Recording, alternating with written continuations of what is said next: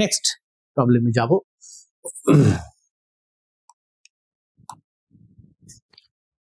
The wavelength, কোয়েশ্চেনটা দেখো, কোয়েশ্চেনটা বলছে the wavelength of the first line of Lyman series of hydrogen is identical to the second line of Balmer series in hydrogen-like ion. অর্থাৎ দুটো আয়নের কথা বলা হচ্ছে, একজন হাইড্রোজেন আর একজন হাইড্রোজেনেরই মতন ion. Calculate এনার্জিজ of 4 levels of X, মানে ওই আয়নটার এনার্জি বার করতে হবে। Also find ionization potential given ground state of binding energy of hydrogen atom minus 13.6. তো অঙ্কটা এগোবো কি করে? Lyman series of hydrogen atom is identical, মানে equal to that of second line of Balmer series of hydrogen like ion X. তার মানে এখানে দুটো আয়নের অ্যাটমের কথা হচ্ছে, হাইড্রোজেন আর এক্স। হাইড্রোজেনের ক্ষেত্রে জেড এর ভ্যালুটা 1, এর বেলায় জেড এর ভ্যালুটা আমি জানি না। হাইড্রোজেনের ক্ষেত্রে লাইম্যান সিরিজের কথা হচ্ছে, first line of Lyman series, অর্থাৎ হাইড্রোজেনের ক্ষেত্রে first line of Lyman series n equal to 2 থেকে n equal to 1 A transition হবে। তাহলে এটা আগে ক্যালকুলেট করি। First line of Lyman series for hydrogen atom, তাহলে 1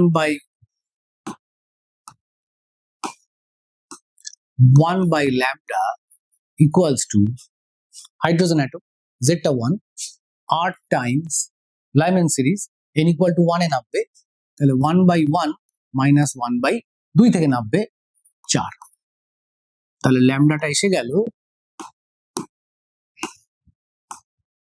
ল্যামডাটা এসে যাচ্ছে 4 by 3r। আমি আর এর ভ্যালু এক্ষুনি বসাচ্ছি না, এটা থাক, এটা ল্যামডা 1 বলবো। এটা হাইড্রোজেন।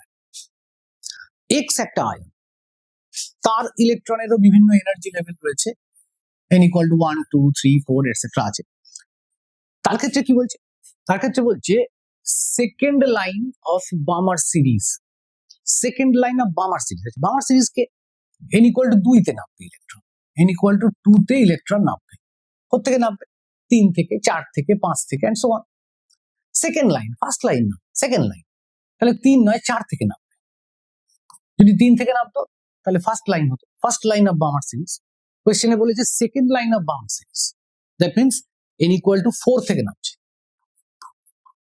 আচ্ছা, তার ক্ষেত্রে জেড তো আমি জানি না, তাহলে তার ক্ষেত্রে এনার্জিটা আমি, মানে ওয়েভ লেন্থটা, এখানে যে ওয়েভটা বেরোবে সেই ওয়েভ লেন্থটা কিভাবে লিখবো? ল্যামডা 2 নাম দিই, এটা তো ল্যামডা 1 অলরেডি হিসেব করা হয়ে গেছে। তাহলে second line of Balmer series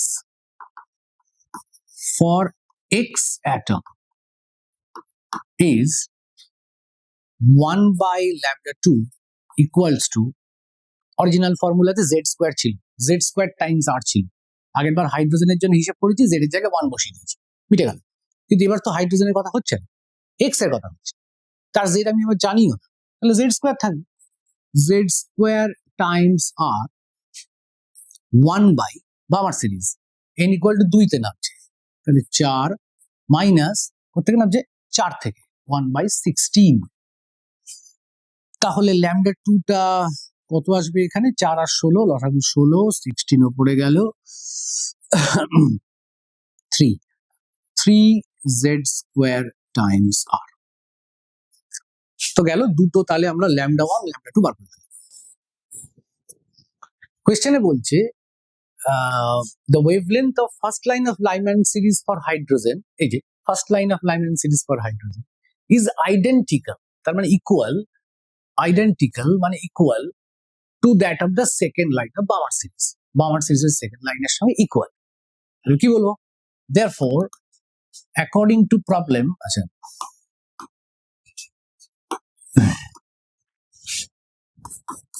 according to problem lambda 1 is equal to lambda 2. Fine. Lambda 1 lambda 2 equal করে দিই, 4 divided by 3r equal to 16 divided by 3z square times r. rটা ক্যান্সেল হয়ে যাচ্ছে, 4 আর 16 কেটে যাচ্ছে, 4 হচ্ছে, 3টা ক্যান্সেল হয়ে যাচ্ছে, ফাইনালি z স্কোয়ারটা এসে গেল 4, তার মানে z হচ্ছে 2। তাহলে আমরা চিনে গেলাম x হচ্ছে হিলিয়াম, জেডটা 2। যদিও এখানে আইডেন্টিফাই করতে বলেনি এলিমেন্টটা, এক্স এর নাম কি সব জিজ্ঞেস করেনি, তো জেডটা 2 বেরিয়ে গেল। ভালো, এইবার দেখা যাক কি জিজ্ঞেস করছে।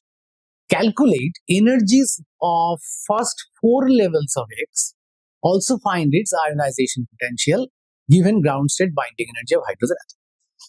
তো Z2 এবারে এনার্জি গুলো বার করতে হবে। তাহলে এবার ফর X আমরা নেব, X এর জন্য জেডটা 2 বেরিয়ে গেছে। তো x এর জন্য এবারে ক্যালকুলেট করি, ফর x z বেরিয়ে গেছে 2। তাহলে nth স্টেটের এনার্জি কত হবে? হাইড্রোজেনের গ্রাউন্ড স্টেট এনার্জি 13.6 ধরতে বলেছে, -13.6 into z square Times n square. z এর জায়গায় 2 বসাচ্ছি, বসিয়ে ফার্স্ট 4 level of x বার করতে বলেছে।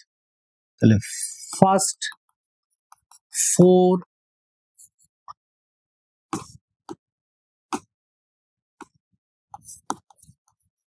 এনার্জি লেভেলস,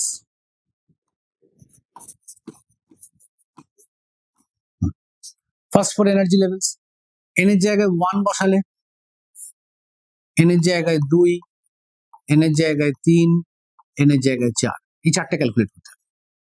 হিসেব কোনো অসুবিধাই নেই। E1 টা কত আসবে?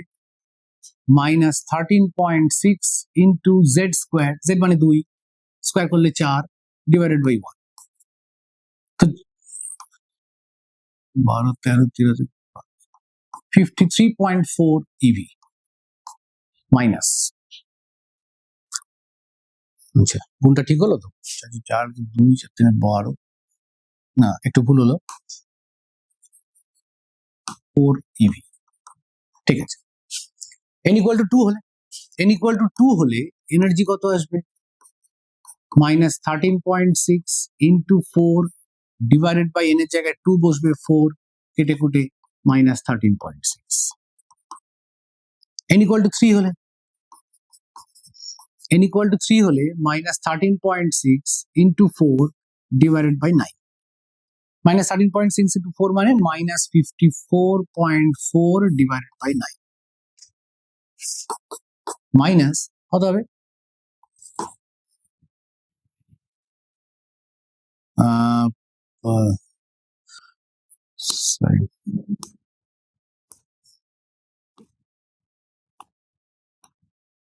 6.04, 0399 মতন আসবে।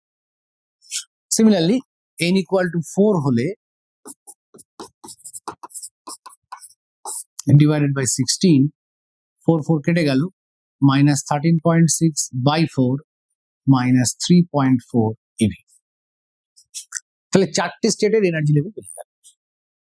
তারপর জিজ্ঞেস করা হয়েছে find ionization potential. Ionization potential বলতে কি বোঝায়? আয়োনাইজেশন পোটেনশিয়াল হচ্ছে যদি ফার্স্ট সেল, এটা ধরা যাক এগুলো হচ্ছে এনার্জি লেভেলস, ইলেকট্রন যদি ফার্স্ট গ্রাউন্ড স্টেটে থাকে n equal to 1, সেখান থেকে তাকে পুরো অ্যাটমের বাইরে নিয়ে যেতে, অ্যাটমটাকে আয়োনাইজ করতে হবে, ইলেকট্রনটাকে আয়োনাইজেশন করা মানে আয়োনাইজ করতে হবে, আয়োনাইজ করা মানে ইলেকট্রনটাকে পুরো বাইরে নিয়ে যেতে। তাতে করে তাকে কতটা পোটেনশিয়াল লাগবে, কত এনার্জি লাগবে। তাহলে ইলেকট্রন ভোল্টে যদি এনার্জিটা বার করতে পারি, ইটা বাদ দিয়ে দিলেই বাকিটা পোটেনশিয়াল, খুব সহজ। এখন ফার্স্ট স্টেটের এনার্জি হচ্ছে -54.4 EV, -54.4 EV। তাহলে আয়োনাইজেশন পোটেনশিয়াল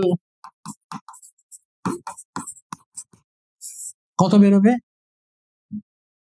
ই বাদ দাও, মাইনাস বাদ দাও, 54.4 ভোল্ট। এত ভোল্ট পোটেনশিয়াল অ্যাপ্লাই করলে ইলেকট্রন যে এনার্জি গেইন করবে সেটা -54.4 ইভির ইকুয়াল হবে। পরে ইলেকট্রনের টোটাল এনার্জিটা 0 হয়ে যাবে, ও আর তখন গ্রাউন্ড স্টেটে থাকবে না, বাইরে চলে যাবে। আর ব্যাস কমপ্লিট হয়ে গেল। তাহলে আমাদের 4টে এনার্জি লেভেল বেরোলো, সঙ্গে আয়নাইজেশন পোটেনশিয়ালটাও বেরোলো। এই গেল আমাদের হাইড্রোজেন স্পেকট্রাম সম্পর্কে। তাহলে বোরস থিওরির লাস্ট পার্টে চলে যাব। বোরস থিওরির লাস্ট পার্ট একদম, এরপরে আমরা এক্স রে স্টার্ট করব। তার আগে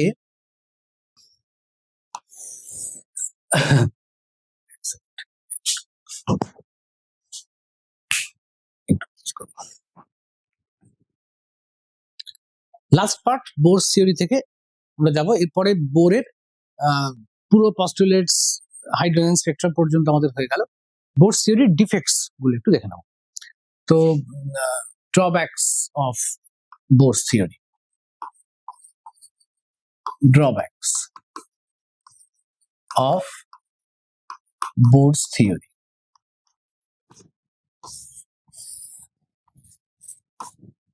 আচ্ছা, বোরস থিওরির ড্রব্যাকস গুলো কি কি? প্রথম যে ড্রব্যাকটা এলো সেটা হচ্ছে যে, যেটা আমরা অঙ্ক করতে গিয়ে ফেস করেছি বিভিন্ন সময়, যে বোরের থিওরিতে হাইড্রোজেন লাইক অ্যাটমের ক্ষেত্রে চলে। তো this theory is applicable only for single electron atom like hydrogen, helium ion, lithium ion and so on. এটা একটা প্রথম সমস্যা। তার মানে এই থিওরিটা রেডিয়াস ফেডিয়াস বার করার ব্যাপার স্যাপারগুলো যা যা করলাম, এটা এদের ক্ষেত্রেই চলবে। জেড এর ভ্যালু যদি, ইলেকট্রনের সংখ্যা যদি বাড়তে শুরু করে, মাল্টি ইলেকট্রন অ্যাটম যদি হয়, তার ক্ষেত্রে এটা চলছে না। এটা গেল প্রথম। দ্বিতীয়টা হচ্ছে, it can not explain fine lines present in the spectrum. আমরা স্পেকট্রামে লাইম্যান সিরিজ, বামার সিরিজ ইত্যাদি দেখেছি, বিভিন্ন লাইন্স দেখেছি, কিন্তু ওগুলো ছাড়াও আরো কিছু স্পেকট্রাল লাইন্স থাকে, স্পেকট্রাল অ্যানালিসিস করলে সেগুলো পাওয়া যায়, সেইগুলো বোরস থিওরি দিয়ে এক্সপ্লেন করা যাচ্ছে না। এরকম কিছু ডিফেক্টস বোরস থিওরিতে ছিল। তো গেল আমাদের নিলস বোরের বোরস হাইপোথিসিস এন্ড থিওরিটা কমপ্লিট হলো। আর একটা পার্ট ছোট বাকি থেকে গেল, সেটাও একটু বলে দিই। সেটা যদিও ডি ব্রগলির ব্যাপারটা কাজে লাগবে, তো ইলেকট্রনের ওয়েভ নেচারকে কাজে লাগিয়ে বোরস পস্টুলেট, যেটা কোয়ান্টাইজেশন কন্ডিশন, একদম আগের ভিডিওতেই ডিসকাশন হয়েছে। কোয়ান্টাইজেশন কন্ডিশন কি ছিল? mvr equal to nh/2π। এইটাকে প্রুফ করা, প্রুফ ঠিক বলবো না, এর একটা এক্সপ্লেনেশন দেখবো আমরা আজকে। Explanation using de Broglie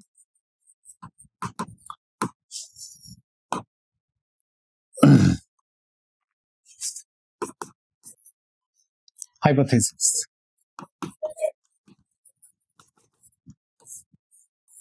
de Broglie hypothesis.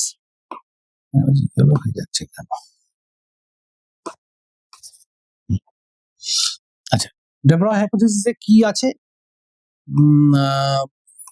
এখানে যেটা আছে সেটা হচ্ছে ডি ব্রগলি হাইপোথিসিসে আমরা যেটা পাবো, যে ডি ব্রগলি হাইপোথিসিস কি বলে সংক্ষেপে একটু বলে নিই, অন্য চ্যাপ্টারের বিষয়। যে প্রতিটা গতিশীল বস্তুর সঙ্গে একটা করে তরঙ্গ যুক্ত থাকে। যদি একটা particle with some charges e or সে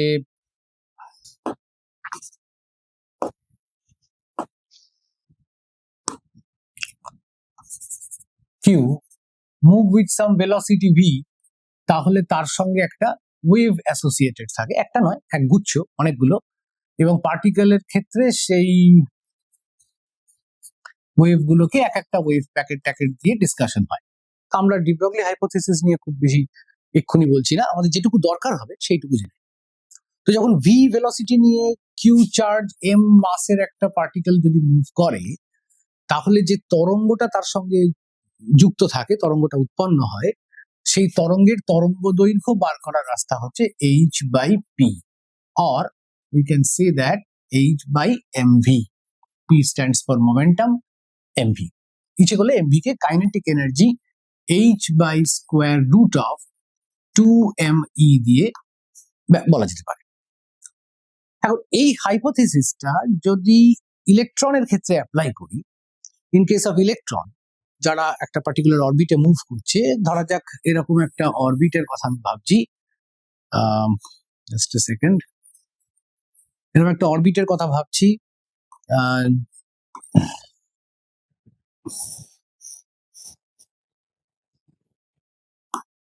যে অরবিটে সেন্টারে একটা নিউক্লিয়াস আছে, ঠিক সেন্টার হলো না, সেন্টারে কোথাও একটা পজিটিভ চার্জ আছে এবং আর এন রেডিয়াসের একটা ইলেকট্রন রিভলভ করছে। তো এখন এই ইলেকট্রনটা যেই ঘুরবে, মানে এর তো একটা মোশন রয়েছে, মোশন যেহেতু আছে, সুতরাং ডি ব্রগলি হাইপোথিসিসকে এখানে অ্যাপ্লাই করলে এর সঙ্গে একটা তরঙ্গ যুক্ত থাকবে। সেই তরঙ্গটা কেমন হবে? সেই তরঙ্গটা এই কক্ষপথের চারপাশে ঘুরে ফিরে থাকবে, কিন্তু সেই তরঙ্গের সংখ্যাটা যদি এন হয়, তরঙ্গ দৈর্ঘ্য যদি ল্যামডা হয়, তাহলে এনটা হোল নাম্বার হতে হবে, n should be whole number. তাহলে আমরা ব্যাপারটাকে এরকম ভাবে লিখতে পারি, for electrons moving in a particular orbit,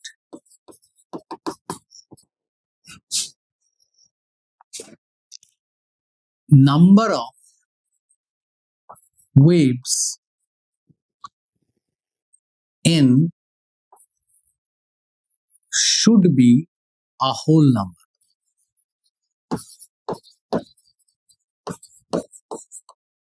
Fine, whole number. তার মানে আমি বলতে পারি তরঙ্গ দৈর্ঘ্য যদি ল্যামডা হয়, এন খানা তরঙ্গ যদি যুক্ত থাকে, তাহলে N lambda, N Times lambda equal two পুরো পরিধি 2 πr। সেখান থেকে ল্যামডাটাকে আমি লিখতে পারি 2 πr by n। Now what is lambda? ল্যামডাটা হচ্ছে ওয়েভলেন্থ। আচ্ছা, ওয়েভলেন্থ সম্পর্কে ডি ব্রগলি বলে গেছে, ল্যামডা বার করার রাস্তা হচ্ছে h by mv।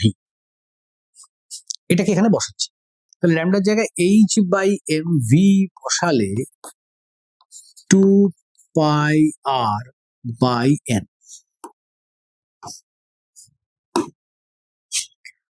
এপাশ থেকে একটু দিক পাল্টাপাল্টি করে ফেলি, mvটা তুলে দিই hn, তাহলে nh divided by 2 π equal to mvr। দেখো, এটাই কোয়ান্টাইজেশন কন্ডিশন অফ বোর। তাহলে বোরের কোয়ান্টাইজেশন কন্ডিশনকে আমরা ডি ব্রগলি হাইপোথিসিস দিয়ে এক্সপ্লেন করতে পারলাম।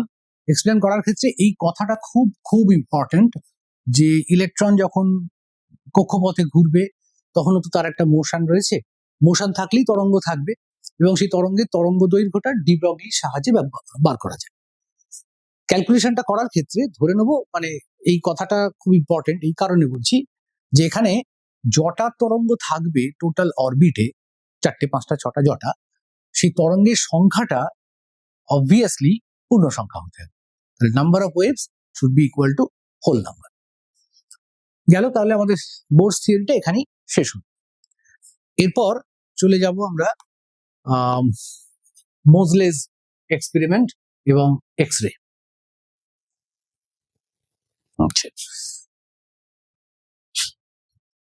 এক্স-রে এর ক্ষেত্রে মূল ছবিটা এখানে দেখা যাচ্ছে। এক্স-রে সম্পর্কে আগে একটু ব্রিফ ইন্ট্রোডাকশন দিয়ে নিই।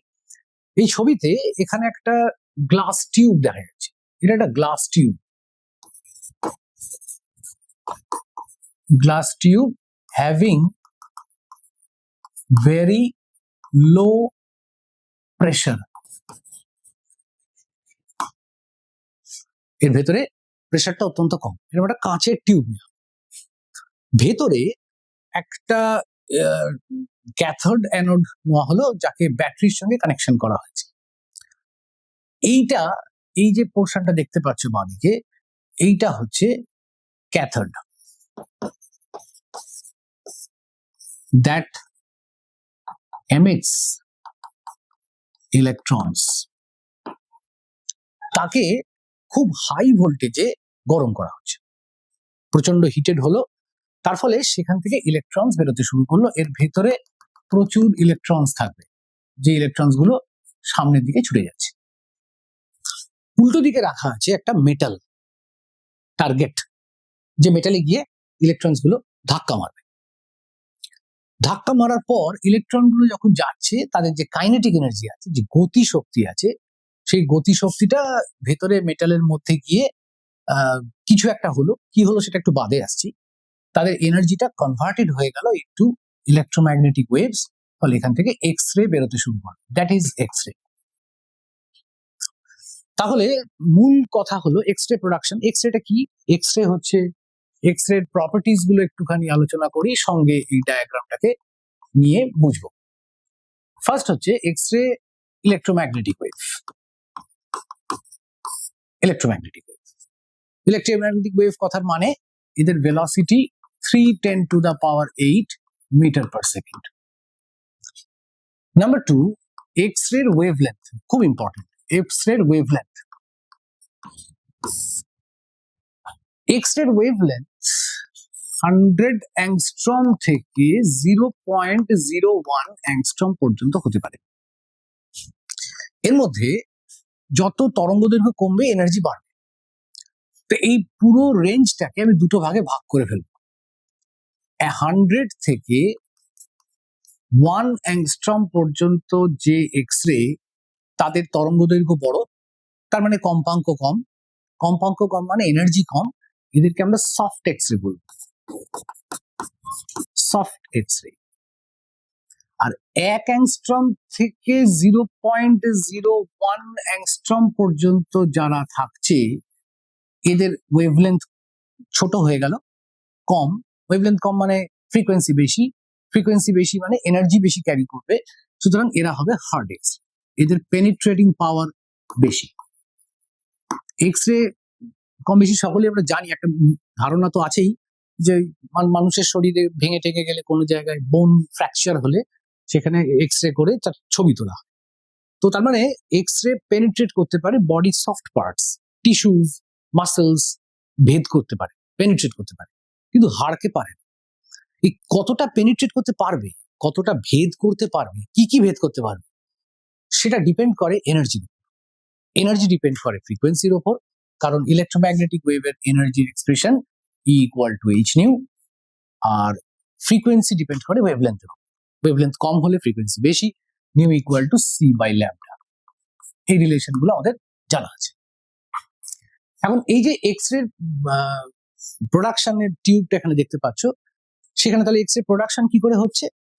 না, একটা সোর্স অফ ইলেকট্রনস নিচ্ছি, যাকে কোনোভাবে এনার্জি দিচ্ছি, গরম করছি হাই ভোল্টেজ ব্যাটারি দিয়ে, যার এই পাশটা পজিটিভ, সরি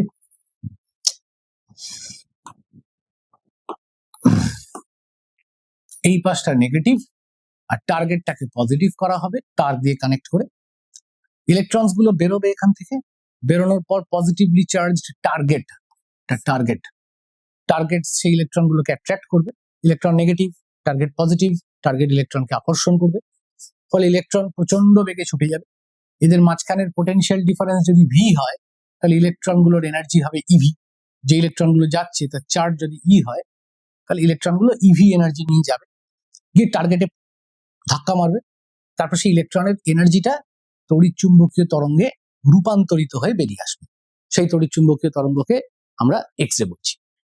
গেল। এখন এই এক্স রে ওয়েভলেন্থ জানা গেল। একটা ছোট্ট কোয়েশ্চেন ট্রাই করা যাক। Calculate frequency and energy of X-ray having wavelength say সহজে হবে ক্যালকুলেশনটা 1 অ্যাংস্ট্রম। আচ্ছা, তো ওয়েভলেন্থ দেওয়া আছে 10 to the power -10 metre. 1 angstrom মানে 10 to the power -10 metre. Wavelength জানি। এক্স রে যেহেতু ইলেকট্রোম্যাগনেটিক ওয়েভ, তার ভেলোসিটিও জানি, c is equal to 3 into 10 to the power 8 metre per second. কি করতে হবে? Frequency and energy. ফ্রিকোয়েন্সি কি করে বেরোবে? Frequency nu equal to c by lambda. c means 3 10 to the power 8, lambda means 10 to the power -10, পাওয়ারটা adjust করলে 3 into 10 to the power 18 hertz।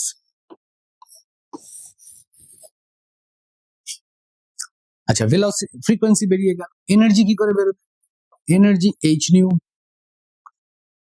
h planks constant 6.62 10 to the power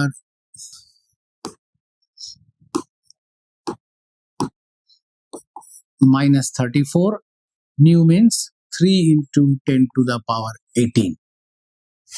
তো আমি এটা একটা approximate calculation করছি, 19.82 into 10 to the power 16 joule. এটাকে ইভিতে এমইভিতেও convert করা যায়। তো এইভাবে এক্স রে এনার্জি ক্যালকুলেট করা যাবে। এক্স রে কেন, যে কোনো ইলেকট্রোম্যাগনেটিক ওয়েভেরই যদি ফ্রিকোয়েন্সি বা ওয়েভলেন্থ কিছু একটা বলে দেয়, সেখান থেকে আমরা বাকি অন্যটা বা এনার্জিটা ক্যালকুলেট করতে পারছি, E equal to H nu formula. এবার দেখবো এই এক্স রে তো প্রোডাকশন হয়ে গেল, তাহলে এক্স রে প্রোডাকশনের আরো কয়েকটা পয়েন্ট একটুখানি আলোচনা করে নিই। এক্স রের ভেতরে এই ক্যাথোড আর অ্যানোড এর মধ্যে পোটেনশিয়াল ডিফারেন্স ভি। তাহলে প্রোডাকশন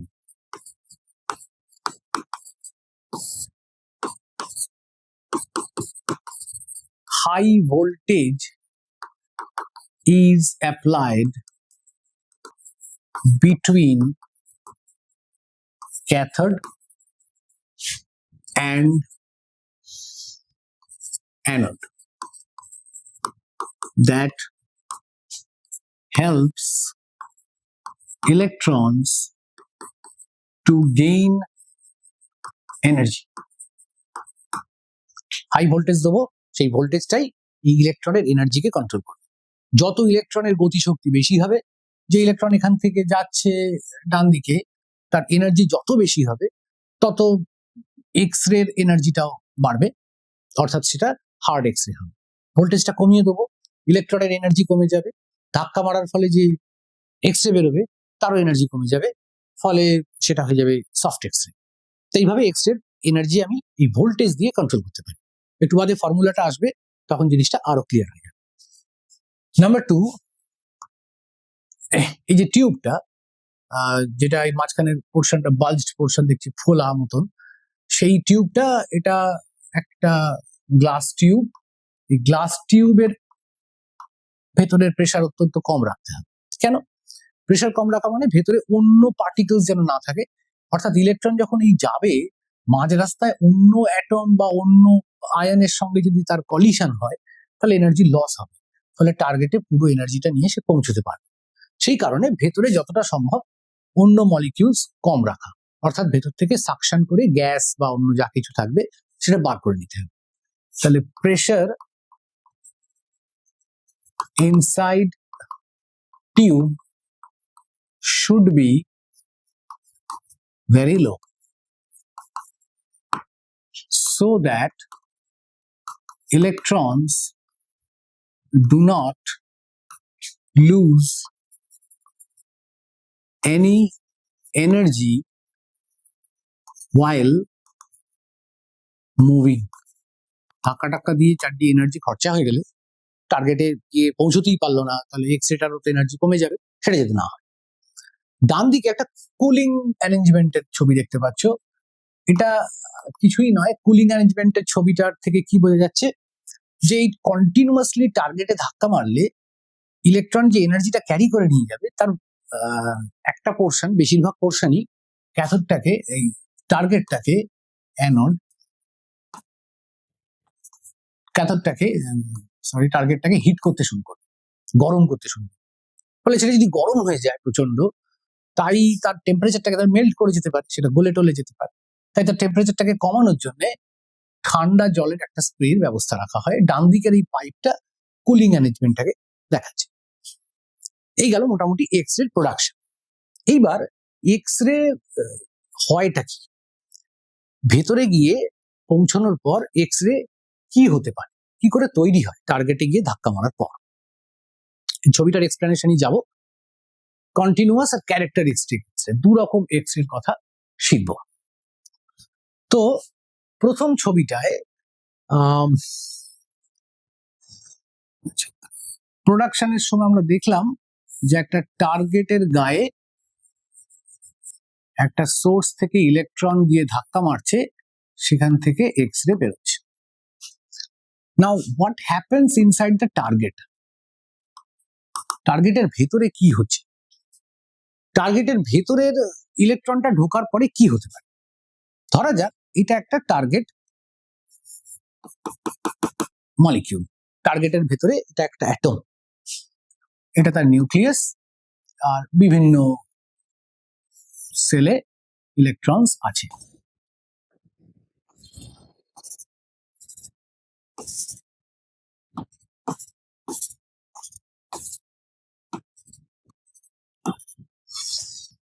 এবার বাইরে থেকে এই ইলেকট্রনটা বাইরে থেকে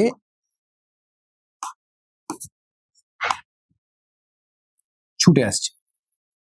this is our high energy electron. দুটো পসিবিলিটি আছে, electron negatively charged, nucleus positively charged. ঢোকার পর নিউক্লিয়াসের অ্যাট্রাকশনের জন্য, নিউক্লিয়াস তো পজিটিভ, ইলেকট্রন তো নেগেটিভ, পজিটিভ নেগেটিভকে অ্যাট্রাক্ট করবে, ইলেকট্রনের ডিরেকশন চেঞ্জ হবে, তার ভেলোসিটি চেঞ্জ হবে, ইলেকট্রনের রাস্তাটা ঘুরে গেল। যে ঘুরে গেল এদিকে চলে গেল, যাওয়ার সময় তার কিছুটা এনার্জি লস হলো। যতটা এনার্জি লস হলো সেই এনার্জিটাই এক্স রে হিসেবে বেরোবে। এটা একটা হতে পারে। আর কি হতে পারে? আর হতে পারে ইলেকট্রনটা প্রচন্ড হাই ভেলোসিটিতে ছুটে এলো, এসে টার্গেটের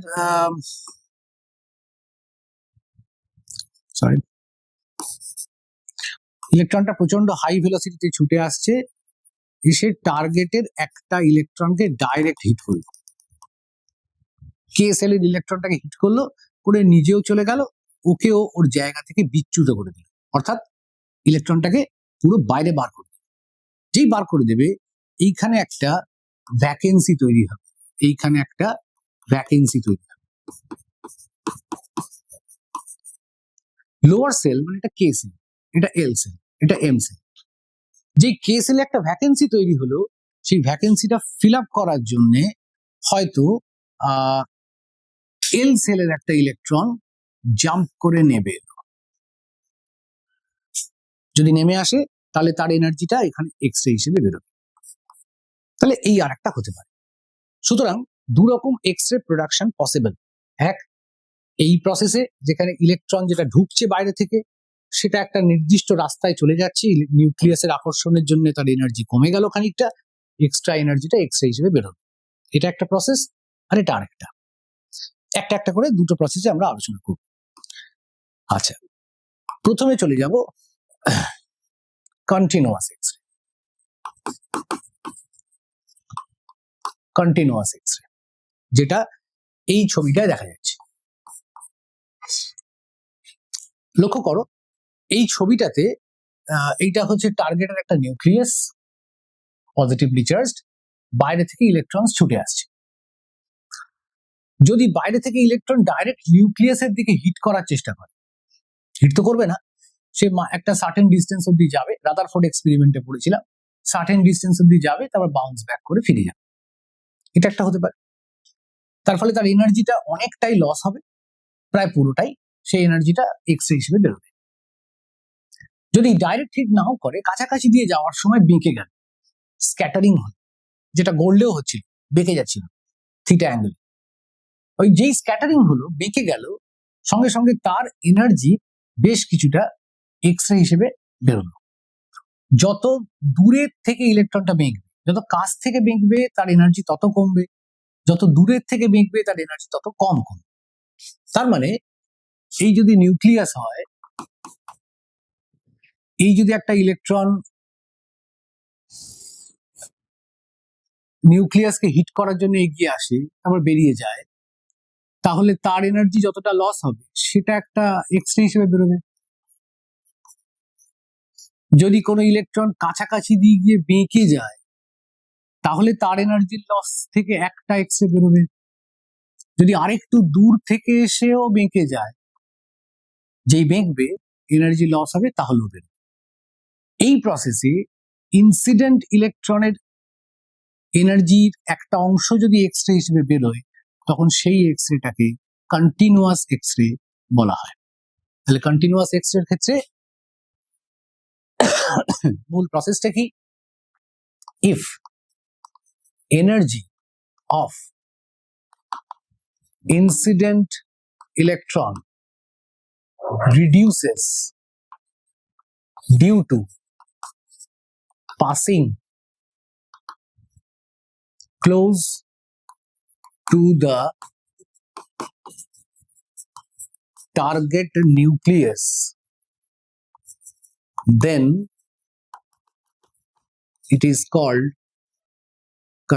then that process is called, প্রসেসটার একটা নাম আছে, প্রসেসটার নামটা হচ্ছে ব্রেমস্টারলাং।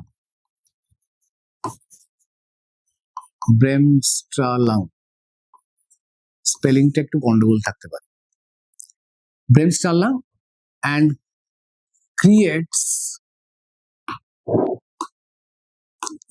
creates continuous X-ray. এই একটা প্রসেস গেল। আচ্ছা, এই প্রসেসে এবার ক্যালকুলেশনটা দেখা যাক। ধরা যাক ইলেকট্রনটা ছুটে আসছে, ইলেকট্রনটাকে এনার্জি দিয়েছিল ব্যাটারির পোটেনশিয়াল, কুলিজ টিউবে দেখলাম আগের ছবিটা। তো ব্যাটারির পোটেনশিয়াল ছিল ভি, ইলেকট্রনটা ছুটে আসছে টার্গেটের দিকে উইথ ফ্রম দ্য কয়েল, ইলেকট্রনের চার্জ হচ্ছে ই, এদের মধ্যে পোটেনশিয়াল ডিফারেন্স ভি, তাহলে ইলেকট্রনের কাইনেটিক এনার্জি হবে ইভি। এবার এই ইভি এনার্জিটা যদি পুরোটাই এক্স রেতে কনভার্ট হয়, যেরকম প্রথম ছবিটায় হয়েছে ফার্স্ট ইলেকট্রনটার ক্ষেত্রে, সেকেন্ড বা থার্ডের ক্ষেত্রে পুরো এনার্জিটা কনভার্ট হয়নি, খানিকটা হয়েছে, 30%, 40%। ফার্স্ট ছবিটা পুরোটা, তো ইভি এনার্জি নিয়ে ইলেকট্রন এলো, পুরো এনার্জিটাই তার এক্স রেতে কনভার্ট হয়ে গেল। X ray electromagnetic wave, X ray energy হচ্ছে এইচ নিউ। ফর্মুলা এসে গেল EV is equal to H C by lambda. নিউটাকে সি বাই ল্যামডা করলাম, তাহলে ল্যামডা পেয়ে যাচ্ছি H C divided by EV. X রের তরঙ্গ দৈর্ঘ্য বা ওয়েভলেন্থ বার করার এটাই হচ্ছে সব থেকে গুরুত্বপূর্ণ ফর্মুলা। ডুয়ান হান্ট রিলেশন বলে জিনিসটাকে, ডুয়ান হান্ট রিলেশন। এবার এই যে এক্স রে প্রসেসে মানে এনার্জি তার রিডিউস হয়ে যাচ্ছে নিউক্লিয়াসের আকর্ষণের জন্য, কাছাকাছি যাচ্ছে, গিয়ে বেঁকে যাচ্ছে, ফলে তার এনার্জি কমে যাচ্ছে, সেই এনার্জিটাই যতটা কমলো সেটাই এক্স রে হিসেবে বেরোলো। এই যে প্রসেস, এটা কি তাহলে কন্টিনিউয়াস এক্স রে বলে। যদি একটা ইলেকট্রন নিয়ে তো আর এক্সপেরিমেন্ট হয় না, অনেক ইলেকট্রন ছুটে যাচ্ছে টার্গেটের দিকে, তারা বিভিন্ন ইলেকট্রন বিভিন্ন কাজ করছে, ফলে কেউ হয়তো পুরো ঘুরে যাচ্ছে, কেউ একটু বেঁকছে, এরকম কোটি কোটি ইলেকট্রন নিয়ে হয়, ফলে অসংখ্য তরঙ্গ দৈর্ঘ্য এক্স রে একসাথে বেরোচ্ছে। তার গ্রাফটা হচ্ছে এটা। সেই তরঙ্গ দৈর্ঘ্যগুলোকে প্লট করলে আমরা একটা গ্রাফ পাচ্ছি। গ্রাফের কন্টিনিউয়াস পোর্শনে যে উঠে আবার নেমে গেল, এই কন্টিনিউয়াস পোর্শনটাই এইভাবে সৃষ্টি হচ্ছে, সেই জন্য এর নাম কন্টিনিউয়াস এক্স। তাহলে এর এনার্জিটাকে আমি যদি প্লট করি গ্রাফে শুধু কন্টিনিউয়াস পার্টের জন্য, তাহলে গ্রাফটা এখানে দেখিয়ে দিচ্ছি। তাহলে গ্রাফটা এরকম কিছু একটা হবে, একটা কাট অফ থেকে শুরু হয়, তারপর সেটা ডান দিকে চলে যায়।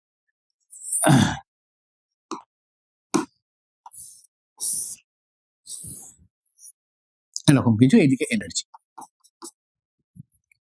আর ওপরের দিকে ইন্টেন্সিটিটা থাকছে। এটা হলো কন্টিনিউয়াস এক্স-রে ব্যাপার। আরেকটা প্রসেস হলো ক্যারেক্টারিস্টিক এক্স-রে। সেটা কি? এবার দেখবো characteristic X-ray. Characteristic X-ray, characteristic X-ray বেলায় ইলেকট্রন নিউক্লিয়াসের কাছাকাছি, এটা কে সেল, এটা এল, এটা এম,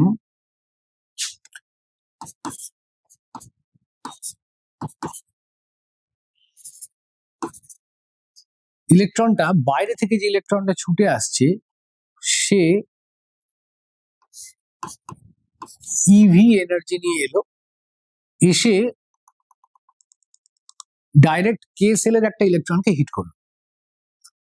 পুরো এনার্জিটা দেওয়ার ফলে দেখা গেল এই কে সেলের ইলেকট্রন আর এল সেলের ইলেকট্রন দুজনেই চলে গেল, অর্থাৎ ওইখানে একটা ভ্যাকেন্সি তৈরি হলো। এই ভ্যাকেন্সিটা ফিল আপ করার জন্য এইখানে একটা ভ্যাকেন্সি তৈরি, এই ভ্যাকেন্সিটা ফিল আপ করার জন্য এল সেল থেকে একটা ইলেকট্রন জাম্প করে নেমে গেল, তাহলে ইলেকট্রন ট্রানজিশন হলো এল থেকে এম, এল থেকে কে, n ইকুয়াল টু 2 থেকে n ইকুয়াল টু 1। যে ট্রানজিশন হলো তার এনার্জিটা লস হবে, সেই এনার্জিটাই এক্স-রে হিসেবে বেরোলো। এরকম ইলেকট্রন ট্রানজিশনে হলে যে এনার্জি বেরোয়, যে তরঙ্গ বেরোয়, সেটা আমরা হাইড্রোজেন দেখেছি। তার নামও ছিল বিভিন্ন, লাইম্যান, বামার, 2 থেকে 1, 3 থেকে 2, এখানেও 2 থেকে 1 নেমেছে। তাহলে ইলেকট্রন ট্রানজিশন হয়েছে হায়ার সেল থেকে লোয়ার সেল, ফলে এনার্জি বেরোবে, সেই এনার্জিটা এক্স-রে হিসেবে বেরোচ্ছে। এই ঘটনাটার ক্ষেত্রে যে এক্স-রেটা বেরোবে তার ইন্টেন্সিটি অনেক বেশি হবে। একটা পার্টিকুলার তরঙ্গ দৈর্ঘ্যের যে একটা ওয়েভলেন্থ তো থাকবে ল্যামডা, কিন্তু এর এনার্জিটা অনেকটা বেশি হবে। যখন যখন এই এনার্জিগুলো মানে এই এক্স-রে গুলো বেরোবে, তখন এনার্জিটা অনেকটা বেড়ে যাওয়ার কারণে গ্রাফে এরকম স্পাইকস দেখা যাবে, ছিটকে ছিটকে গ্রাফটা উঠবে। যে যে জায়গায় স্পাইকস গুলো দেখবো, বুঝে নিতে হবে যে এই পার্টিকুলার ওয়েভলেন্থ গুলো, এগুলো এক একটা ক্যারেক্টারিস্টিক এক্স-রে ওয়েভলেন্থ, যে এক্স-রে গুলো এই প্রসেসে বেরিয়েছে। আচ্ছা, ক্যারেক্টারিস্টিক এক্স-রে ক্ষেত্রে তাহলে প্রসেসটা কি? প্রসেসটা হলো electron hits an inner cell electron of the target and displaces it. This creates a vacancy which is filled by electron from L or M shell. During this transition, X-ray is emitted. That is called characteristic X-ray. এই গেল characteristic X-ray মূল বিষয়। এবার এইখানে এটাকে আমরা তাহলে X-ray আলাদা করে ফর্মুলা কিছু দেখছি না, এনার্জি কনভার্সনই হচ্ছে, ইভি এনার্জি নিয়েই যাচ্ছে, সেই এনার্জিটা ওকে দেওয়ার ফলে ও ছিটকে বেরিয়ে গেল। তার মানে এই এনার্জিটা নিশ্চয়ই ওই সেলের আয়োনাইজেশন এনার্জির সঙ্গে সমান ছিল, এবং যখন এল থেকে এম এ নামবে তখন যে এনার্জিটা বেরোবে ইএম মাইনাস ইএন করে বা ই দুটো সেলের এনার্জি ডিফারেন্স করে, সেখান থেকে আমরা ওয়েভলেন্থটা বার করতে পারবো। তো এই দুটো প্রসেসে এক্স-রে এমিশন হতে পারে। এবার এইখানে গ্রাফটা খুব ইম্পর্টেন্ট গ্রাফটা এক্সামিনেশনের ক্ষেত্রেও ইম্পর্টেন্ট, দুটো গ্রাফকে একসঙ্গে দেখানো। এই এক্স-রে গুলোর নাম আছে, যেমন এই যে ডায়াগ্রামটা আরেকবার দেখিয়ে নিচ্ছি। এই ছিল নিউক্লিয়াস, এটা একটা সেল, এটা একটা, এটা আরেকটা। ধরা যাক ভ্যাকেন্সি তৈরি হলো কে সেল, কে সেলে ভ্যাকেন্সি তৈরি, সেটা এল থেকে বা এম থেকে ইলেকট্রন এসে ফিল আপ করলো, তাহলে যে এক্স রে গুলো বেরোবে তাদের নাম হবে কে আলফা, এর বেলায় কে বিটা। নামের প্রথমে যেখানে ফাঁকা স্থান তৈরি হয়েছে কে, সাফিক্সে আলফা দেবো না বিটা দেবো। যদি কে এর ফাঁকা স্থান এল থেকে পূরণ হয় তাহলে আলফা দেবো, এম থেকে পূরণ হলে বিটা দেবো, এন্ড সো অন। আচ্ছা, যদি এই ভ্যাকেন্সিটা তৈরি হয় এল সেলে,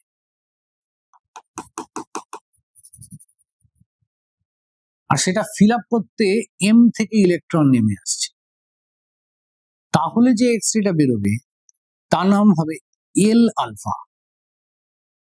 কারণ এল এ ভ্যাকেন্সি তৈরি হয়েছে, ফিল আপ করেছে এম থেকে কেউ একজন নেবে, তাহলে এল এর ভ্যাকেন্সি ফিল আপ হচ্ছে, তাই নামে এল। ঠিক তার পরেরটা থেকে আসছে, ইলেকট্রন ট্রানজিশনটা পরের সেল থেকে হচ্ছে, এম থেকে হচ্ছে, তাই তার নাম আলফা, এল আলফা। এইভাবে নাম দেওয়া হচ্ছে। এই গ্রাফে দেখো কে আলফা, কে বিটা এটসেট্রা দেখতে পাচ্ছ এখানে রয়েছে। তাহলে আমাদের এক্স রে ক্ষেত্রে গ্রাফটা মোটামুটি যেটা এলো, দুটোকে একসাথে নিয়ে আঁকলে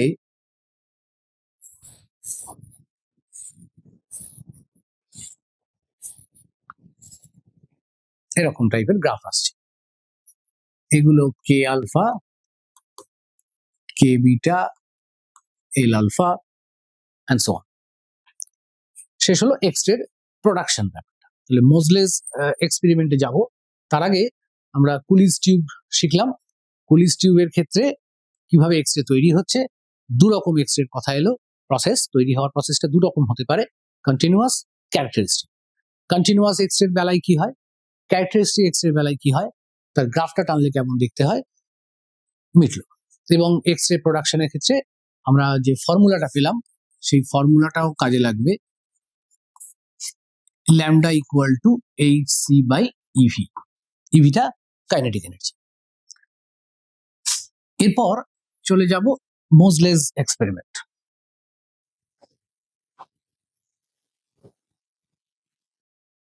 মোজলেস এক্সপেরিমেন্ট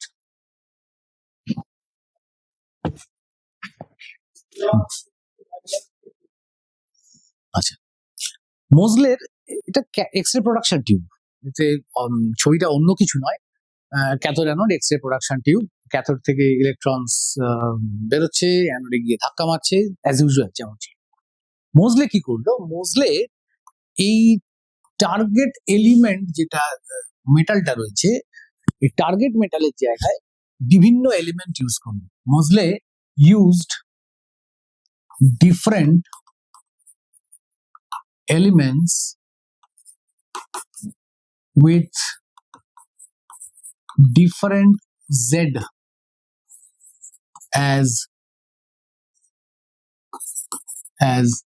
target, এবং তিনি দেখলেন যে প্রতি ক্ষেত্রে এক্স রে তো বেরোচ্ছে, কিন্তু এক্স রে যে ফ্রিকোয়েন্সি নিউ সেটা এই এলিমেন্টের জেড এর উপর ডিপেন্ড করছে। মোজলে যে লটা উঠে এলো সেটা হচ্ছে, লটা তার মানে দাঁড়ালো এরকম,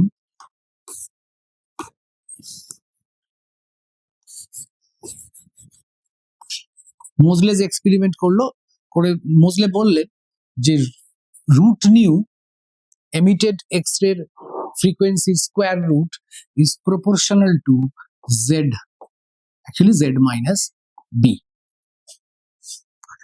তো মোজলেস ল থেকে, মোজলের এই এক্সপেরিমেন্ট থেকে বোঝা গেল যে একটা টার্গেটের এলিমেন্টের জেড এর উপরই ডিপেন্ড করে যে এক্স রেটা সেখান থেকে বেরোচ্ছে তার ফ্রিকোয়েন্সিটা কত হবে।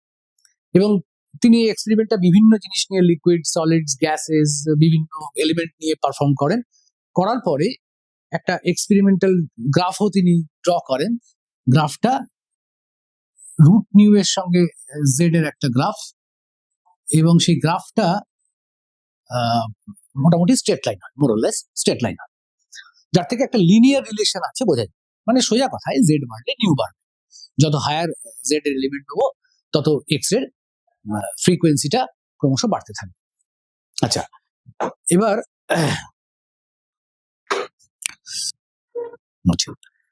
তো এই মোজলের এই লটাকে আমরা এবার ওই বোরস থিওরি দিয়ে দেখবো। এই প্রসঙ্গে একটা কথা বলা, মোজলের লতে এই যে new frequency very very important, সেটা হচ্ছে এই ফ্রিকোয়েন্সিটা কার ফ্রিকোয়েন্সি।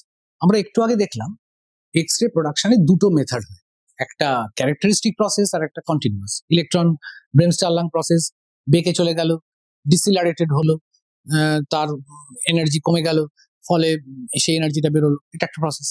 ইলেকট্রন গিয়ে ধাক্কা মেরে আরেকটা ইলেকট্রনকে সরিয়ে দিল, সেখানে অন্য জায়গা থেকে ইলেকট্রন জাম্প করে এলো, তার জন্য একটা এক্স রে বেরোলো, সেটা আরেকটা প্রসেস। যদি ইলেকট্রন বেঁকে যায়, কাউকে ধাক্কা টাক্কা মারি, অ্যাটমের মধ্যে দিয়ে চলে গেছে, যাওয়ার সময় নিউক্লিয়াসের আকর্ষণের জন্য তার গতিপথটা বেঁকে গেছে, তখন যে এক্স রেটা বেরিয়েছে সেটা কন্টিনিউয়াস এক্স রে, তার ফ্রিকোয়েন্সি এটা নয়। মোজলেস এক্সপেরিমেন্টে নিউটা হচ্ছে ক্যারেক্টারিস্টিক ওয়েভলেন্থের ফ্রিকোয়েন্সি, অর্থাৎ ইলেকট্রন যখন গিয়ে কে সেল বা এল সেলের কোনো একটা ইলেকট্রনকে ধাক্কা দিয়ে তুলে দিচ্ছে, তখন যে এক্স রেটা বেরোয় দ্যাট ইজ দিস, সেই এক্স রে ফ্রিকোয়েন্সি হচ্ছে দিস নিউ। তাহলে এবার এর এক্সপ্লেনেশনটা কি করে আসবে? তো সেই এক্স রে ক্যালকুলেশনটা দেখব। আচ্ছা, explanation of Moseley's law using Bohr's theory। এখন এখানে একটা ধরে নেওয়া যাক, এটা হচ্ছে একটা nucleus, target nucleus with atomic number Z। এবার এটা K, এটা L, K সেলের একটা ইলেকট্রন ছিল, তাকে বাইরে থেকে একটা ইলেকট্রন এসে ধাক্কা দিল, দিয়ে নিজেও চলে গেল, আর ওই ইলেকট্রনটাও ডিসপ্লেসড হয়ে গেল। তার ফলে এখানে একটা ভ্যাকেন্সি ক্রিয়েট হলো,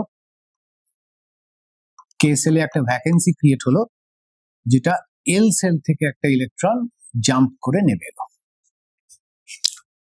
তো যখন এই ইলেকট্রনটা এল সেল থেকে নামছে, তখন তার সামনে এফেক্টিভ পজিটিভ চার্জ কত? এফেক্টিভ পজিটিভ চার্জ কত? কে সেলের আরেকটা ইলেকট্রন কিন্তু আছে।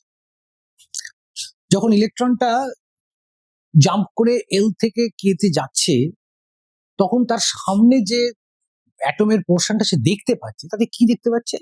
একটা নিউক্লিয়াস দেখতে পাচ্ছে, আর একটা অরবিট কে সেলটাকে দেখতে পাচ্ছে, যেখানে একটা ইলেকট্রন আছে আর একটা নেই, সেই ফাঁকা জায়গাটা দিয়েও যাচ্ছে। তো যখন যাচ্ছে, তাহলে ওর সামনে টোটাল পজিটিভ চার্জ কত? যদি এই ইলেকট্রনটা না থাকতো, এই ইলেকট্রনটা যদি না থাকতো, দিস ইলেকট্রন, তাহলে প্লাস জেড, সামনে নিউক্লিয়াস আছে, একটা ফাঁকা জায়গা আছে, লাফিয়ে চলে গেল। কিন্তু এখানে সেটা হচ্ছে না।